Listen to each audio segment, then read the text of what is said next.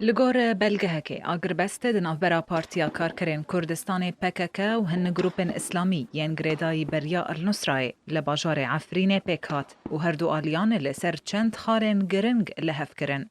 مالپرا روجاوا نیوز بیان نامه آگربستا گو هر دو آلیان لسر امزکرنه بلاف کریه و دو بیان نامه ده مرجین راوستاندنا شر و پفچونان و شاندیه. لگوری و بیان نامه و چای نگریدای باجار عفرینه به هفکاری دگل همو گروپین گنها لنافچه سینورینه جبو دسته ارکانان ورن را دست کرن. دویل هفکرنه ده جیهاتیه و اندامین پارتیا PKK و گروپین بسرویوه جگرین باجر وکشن و وگرن جهن خواه بری کریزه. نابه کس چکین اندامین دسته ارکانان و گروپین اسلامی دما گو دوچنو تین باجار جندرسه و عفرینه و به هماهنگی ببه. هر وهاد آگربستا هر دو آلیان دهاتیه دوی PKK گرتین لجم خواه سربست برده و اگر تو دستی وردانک جالیه هر دو آلیان ود آگربست دوره کرن او آگربست تهل وشاندن.